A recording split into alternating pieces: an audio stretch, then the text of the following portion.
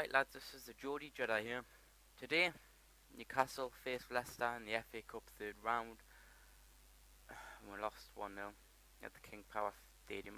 Fucking again.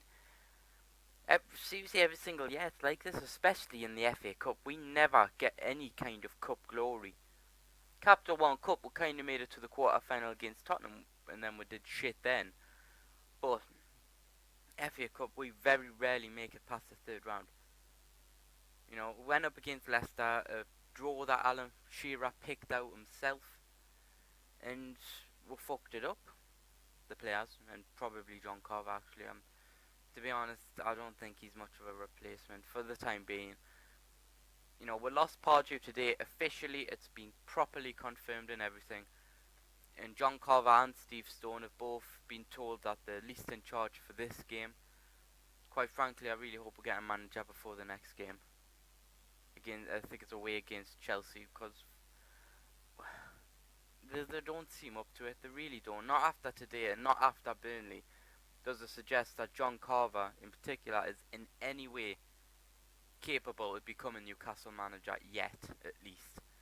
Because there's something off. Today was the worst game of football I've ever fucking seen from both teams. The amount of mistakes that were made were unbelievable.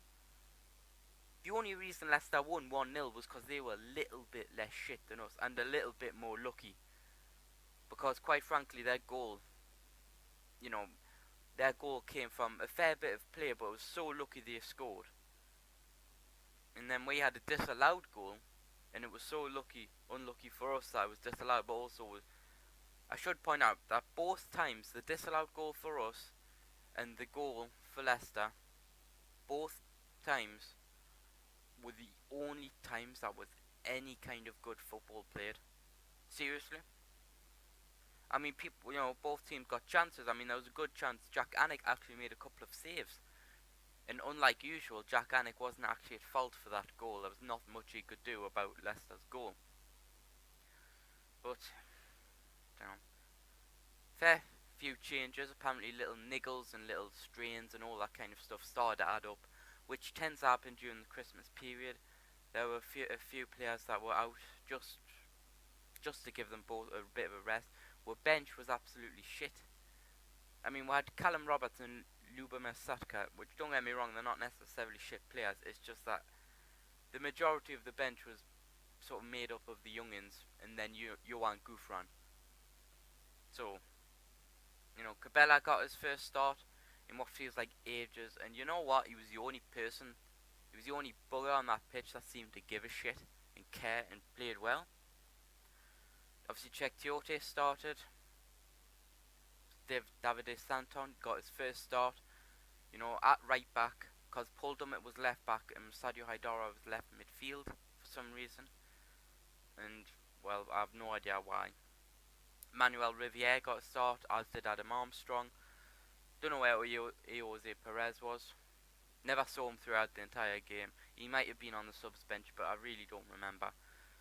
I really don't think he was anyways. Because Callum Roberts came on. You bring in Perez on, you don't bring Callum Roberts on. Game started off, as I said, worst game of fucking football I've ever seen from both sides. The only reason they won, Leicester, was because they were a little bit less shit than us and a little bit more lucky. Their goal came about from what happened was there was a nice bit of interplay leading up to it. Eventually, a shot was taken, hit off the bar.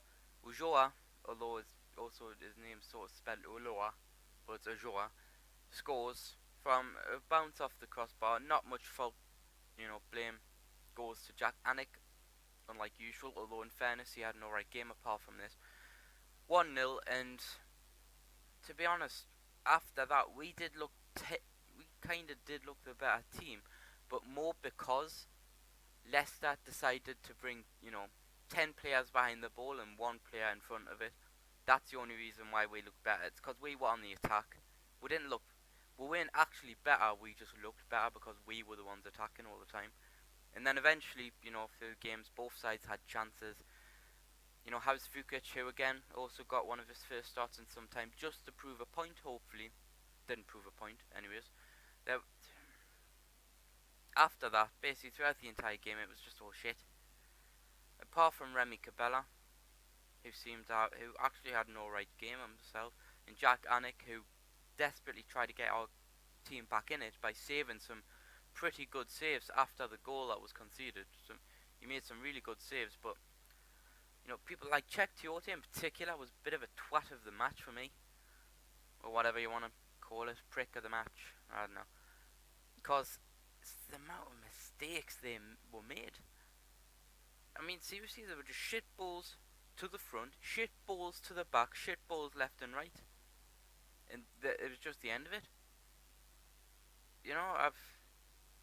I've no idea why. You can see why changes weren't made to begin with, because, well, who the hell do you bring on? Vernon Anita was on. Jack Colback was I don't think played.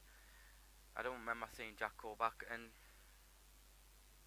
basically it's just one of those games where it was the epitome of putting the FA Cup and matches like it behind Premier League matches, because it just seemed completely that way. Even though his team was quite a few regulars, it felt wrong. It felt like they were all just shattered and just fucked up for another year.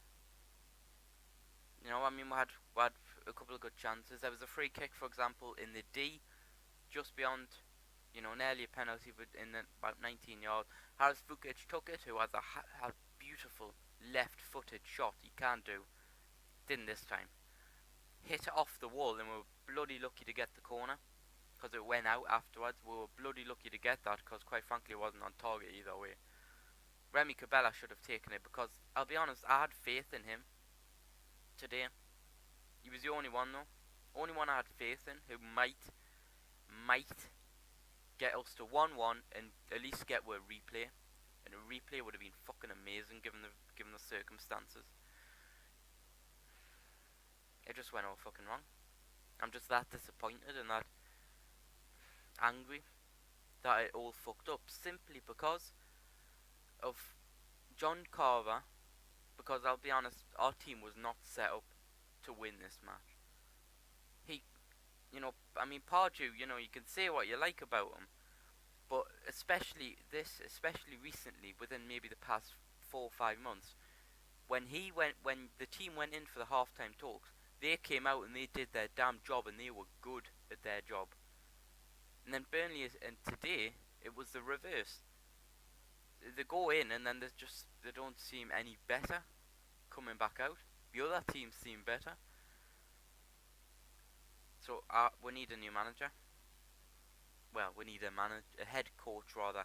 We're not getting a manager anymore. We're getting a head coach, which means that basically whoever the head coach becomes, they get the players they're given, and they have no say in the matter. So basically, not a huge amount has changed. It'll be down maybe to the scouts. The thing is, I can't imagine who would have the sort of overall choice in that matter.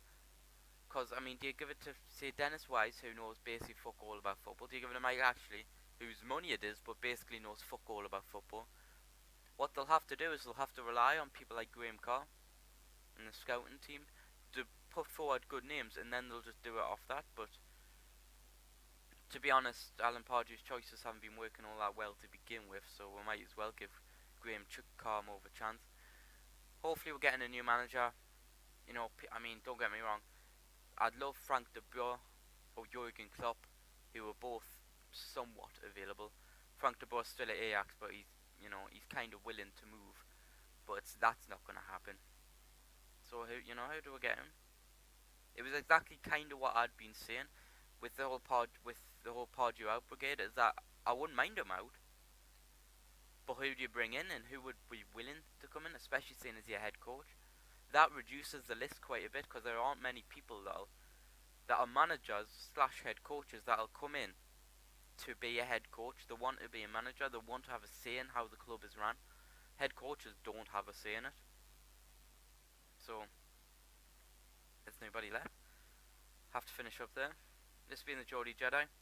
Leave a like if you can, it really helps. Subscribe for more videos. Force with you.